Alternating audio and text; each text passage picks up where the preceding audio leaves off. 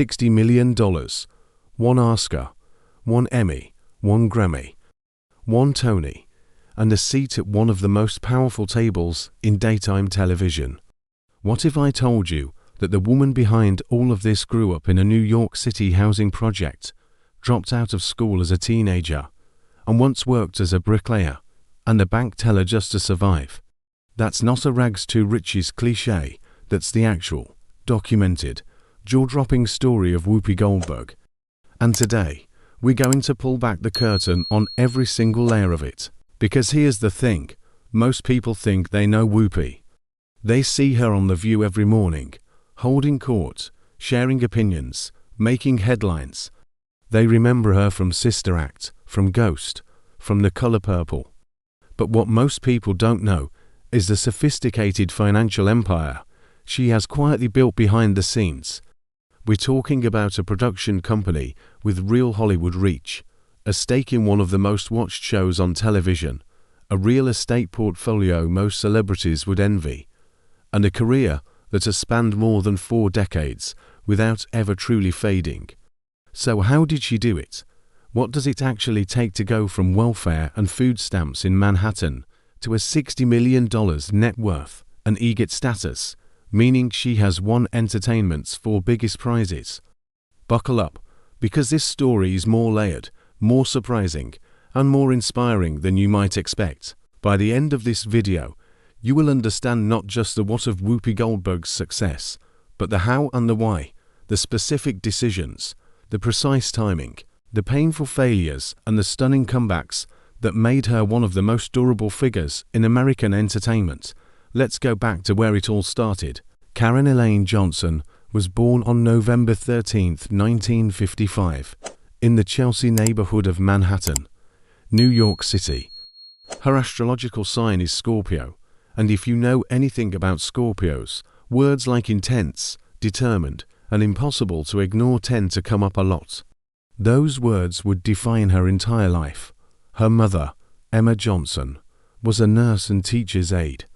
Her father, Robert James Johnson Jr., largely absent from her life, was a Baptist minister.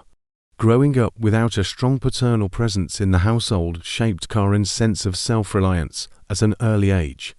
She had 1 sibling, a brother named Clyde, and the 2 of them were raised primarily by their mother in the Alfred E. Smith houses, a public housing project on the Lower East Side, and later in the Chelsea Elliott houses on West 25th Street. To understand Whoopi, you need to understand Chelsea in the 1950s and 60s. This was not the polished, gallery-lined Chelsea of today. This was a working-class neighborhood, dense with immigrants and African-American families navigating the sharp edges of economic hardship and racial inequality. Emma Johnson raised her children with fierce love, limited resources, and an extraordinary commitment to culture. She took Karen and Clyde to the movies regularly, not as a luxury, but as a kind of education. It was inside those dark theaters that something ignited in young Karen. She fell in love with the movies at age 8, reportedly announcing to her mother that she was going to be an actress. Emma Johnson, to her eternal credit, did not laugh, she encouraged it. Karen began performing at the Helena Rubinstein Children's Theatre at the Hudson Guild at the age of just 8 years old. This was not a hobby. It was an obsession.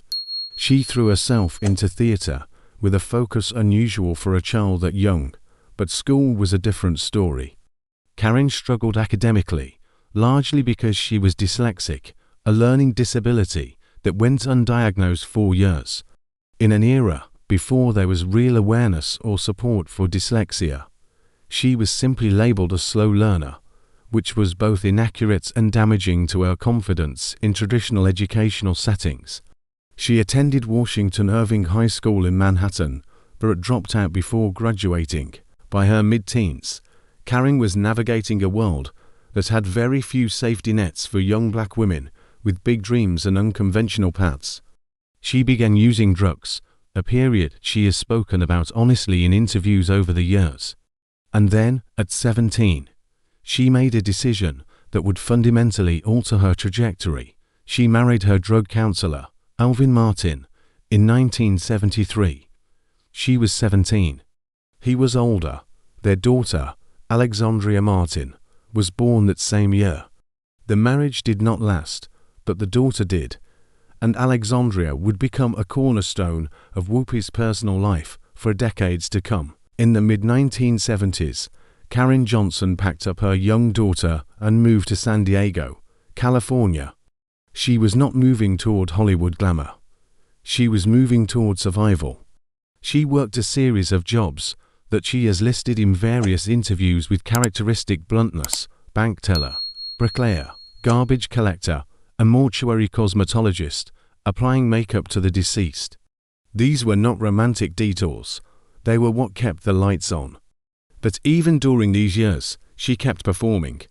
She joined the San Diego Repertory Theater and studied improv and theater craft with genuine seriousness. San Diego was where Karen Johnson became Whoopi Goldberg, though the exact origin of that stage name has become something of a delightful Hollywood legend.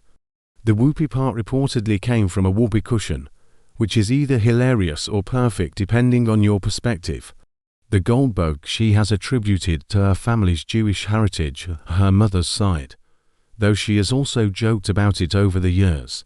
Either way, by 1981, Whoopi Goldberg was a name, and it belonged to a young, fierce, outrageously talented performer who was about to make San Diego sit up and pay attention. She joined the San Francisco-based The Spook Show, performing a one-woman show that she developed herself. This show was raw, funny, heartbreaking, and original in a way that startled audiences. She played multiple characters: a surfer girl, a young black girl who dreams of having blonde hair, a crippled woman, a Jamaican woman trying to get into the US. Each character was a fully realized human being, not a sketch. Word spread. The show moved to New York, and then, in 1983, something extraordinary happened. Mike Nichols saw the show. Mike Nichols, the director of The Graduate, Silkwood, Working Girl, saw Whoopi Goldberg perform her one-woman show at the Dance Theater Workshop in New York City. He was so blown away that he immediately called her and offered to produce the show on Broadway. Let that sink in. One of Hollywood's most respected directors watched an unknown performer with no film credits, no agent, and a child to support, and said, "I want to put you on Broadway." The show opened at the Lyceum Theatre on October 24, 1984, and ran for 156 performances. Critics were not just impressed, they were stunned. Frank Rich of the New York Times called it an utterly original comic actress. The show was nominated for a Drama Desk Award. But here's where it gets interesting. Steven Spielberg saw that Broadway show.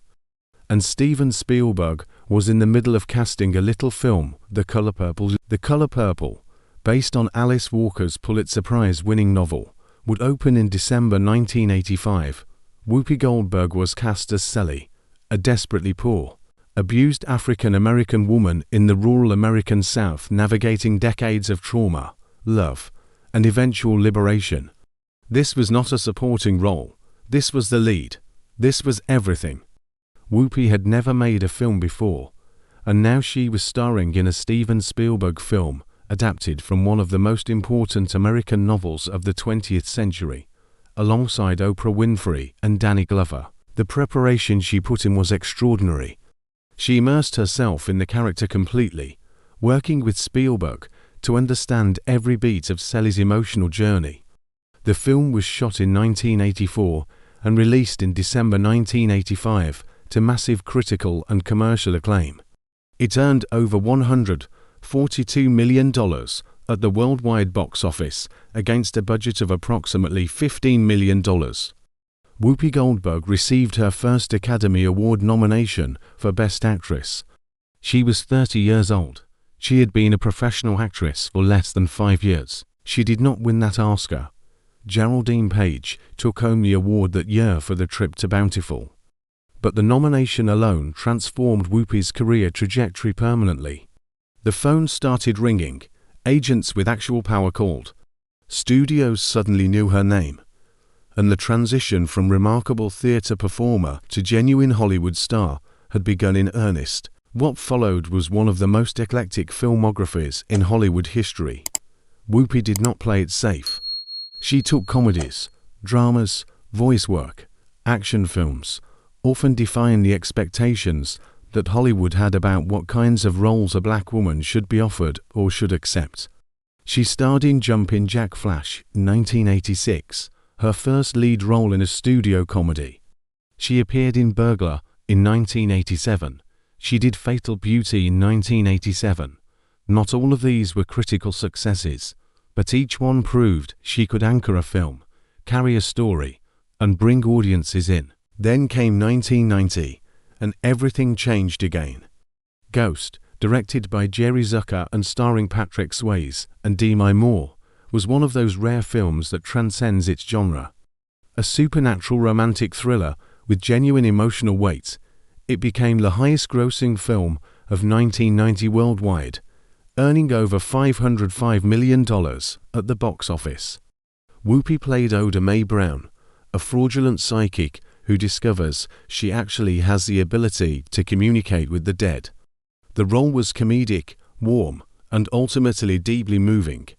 It was, in the truest sense of the phrase, a supporting role, and Whoopi Goldberg played it with such extraordinary skill, humor, and heart that she won the Academy Award for Best Supporting Actress. She became only the second black woman in history to win a competitive Oscar, following Hattie McDaniel's historic win for Gone with the Wind in 1940. In her acceptance speech, she stood at that podium and said, "Ever since I was a little kid, I wanted this." The audience, and much of America watching at home, felt every word of it. The win was not just personal. It was historic. The years that followed brought some of the most commercially successful films of her career.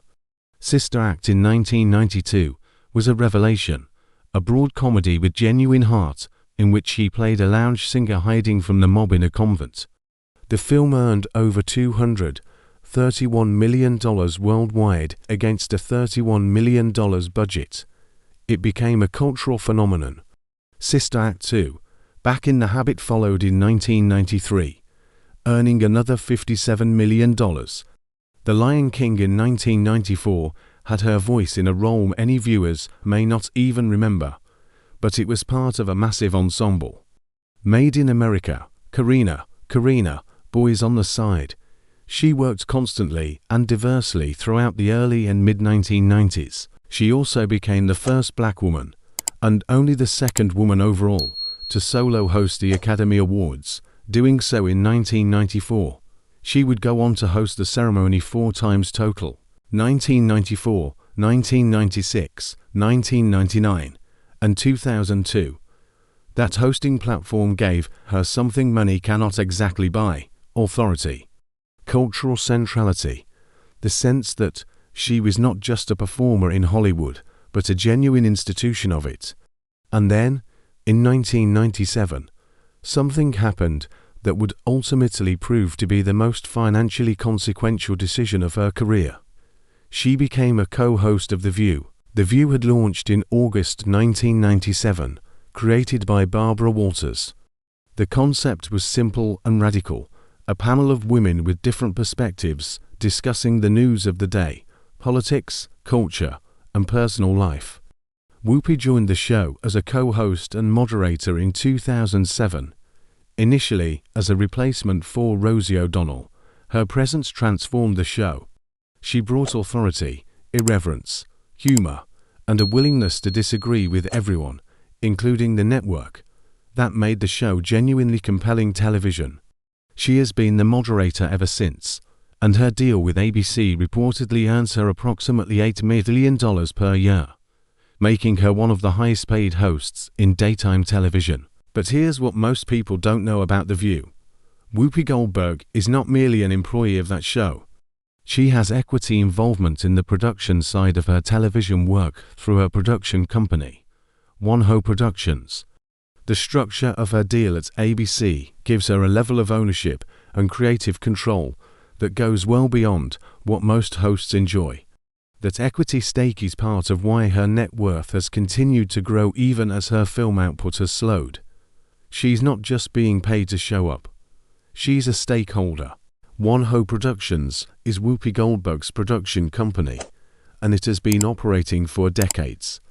The company has developed and produced a range of projects across television and film, with a particular focus on stories centered on women and underrepresented communities.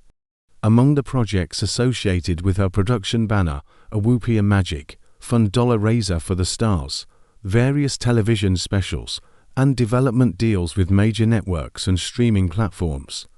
The company has also been involved in stage production, bringing her full circle to her roots in theatre. Her Grammy came in 1985 for her comedy album Whoopi Goldberg, direct from Broadway, a recording of her one-woman show. Her Tony Award came in 2002 when she was a producer of Fairly Modern Millie, the Broadway musical that won 6 Tony Awards that year, including Best Musical. These 2 awards, combined with her Oscar and the Daytime Emmy, she has earned through her work on The View, complete her EGOT. She is one of only 17 people in history to have achieved EGOT status. The others include titans like Audrey Hepburn, Marvin Hamlish, Rita Moreno, John Legend, Jennifer Hudson, and Viola Davis. The company she keeps in that category tells you everything you need to know about where Whoopi Goldberg stands in the hierarchy of American entertainment. Her salary progression tells a clear story. In the 1980s, she was earning standard leading lady fees, respectable, but not transformative. Her deal for Ghost in 1990 reportedly included a back-end participation component, meaning she earned a percentage of the film's profits, in addition to her upfront fee. Given that Ghost earned over $505 million worldwide, that back-end participation represented significant additional income. Sister Act reportedly earned her somewhere between $7 and $8 million in upfront salary, an enormous fee for the time, particularly for a comedy led by a black woman.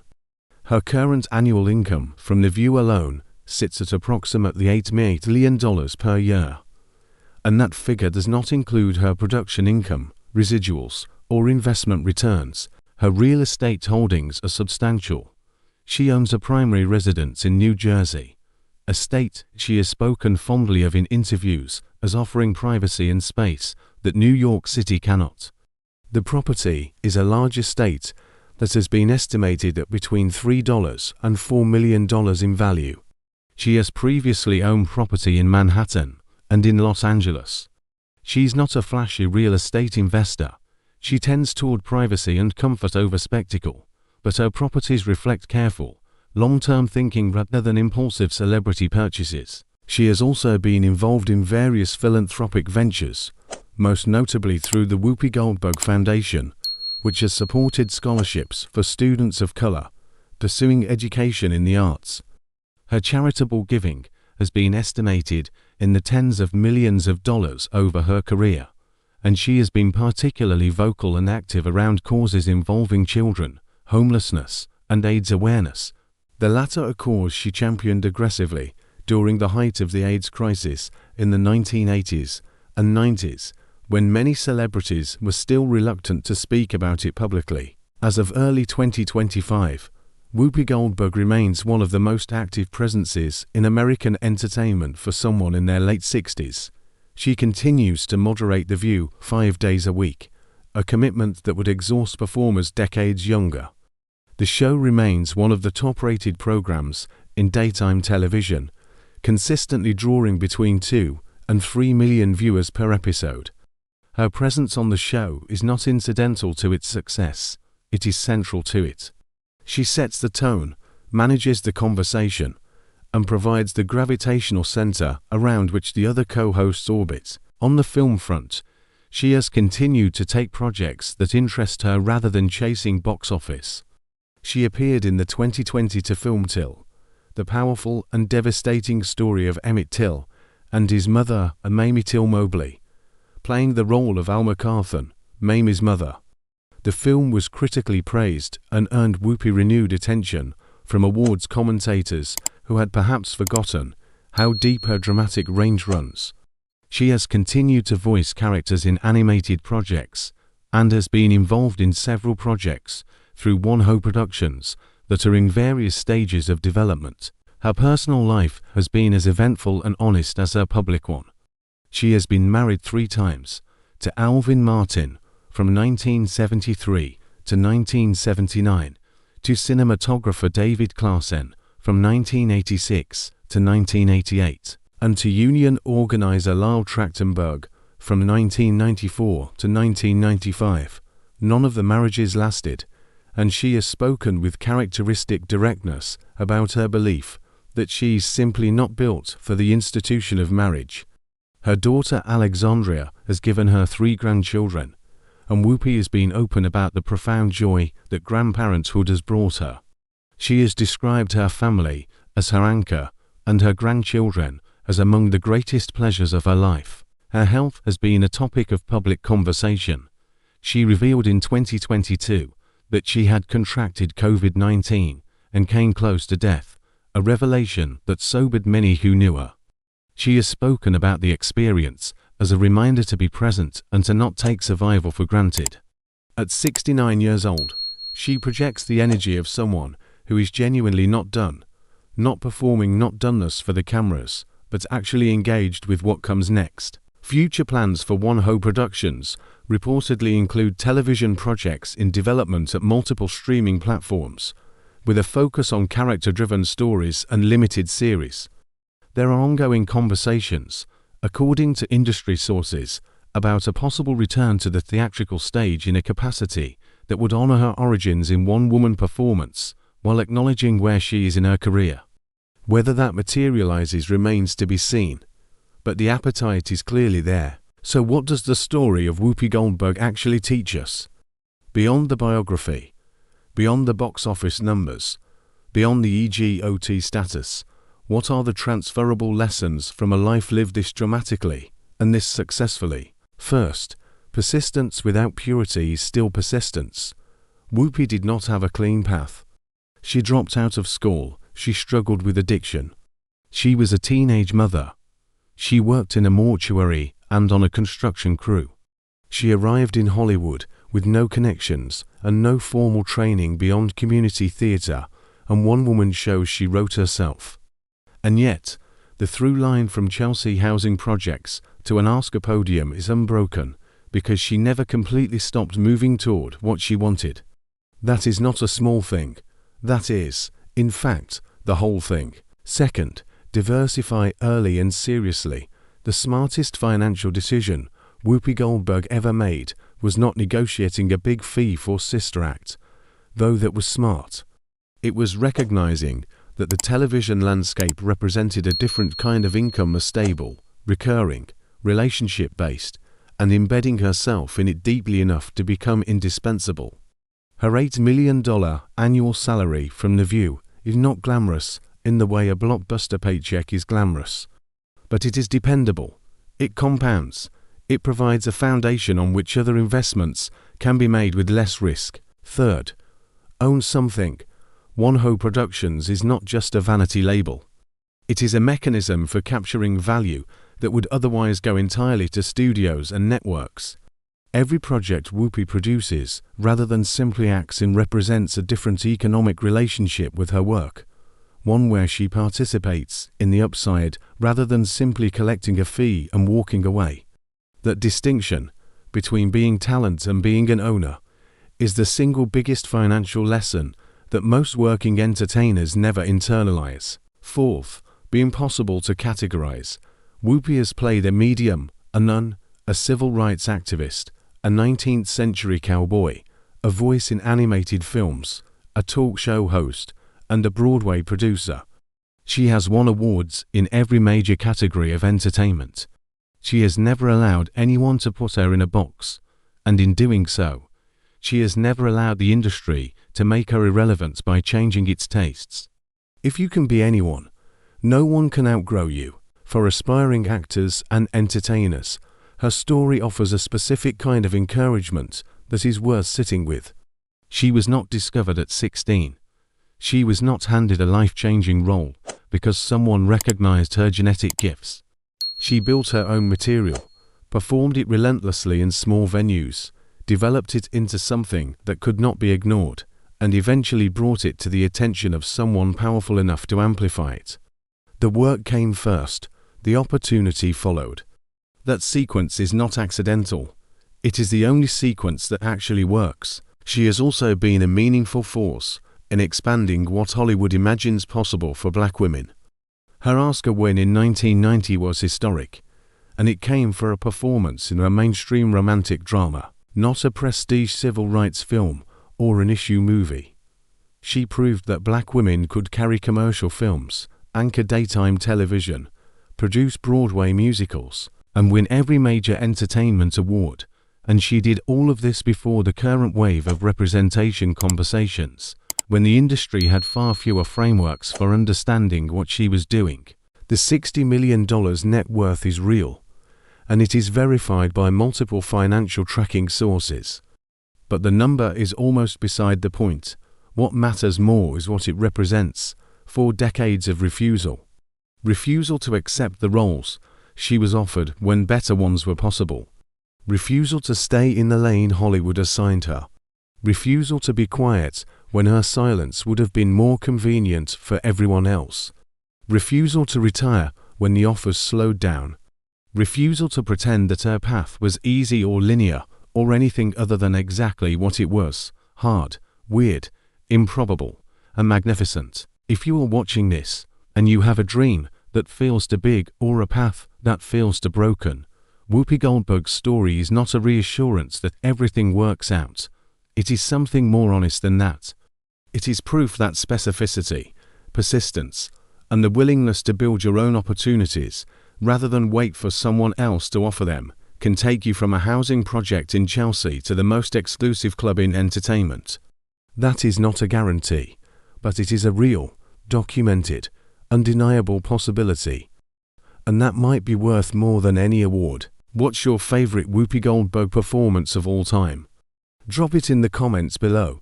I want to know whether you're a ghost person, a sister act person, or someone who goes all the way back to The Color Purple. Subscribe if you want more deep dives like this one, because we are just getting started. Next week, we are going behind the numbers on another Hollywood legend whose financial story is even more surprising than Whoopi's. You are not going to want to miss it.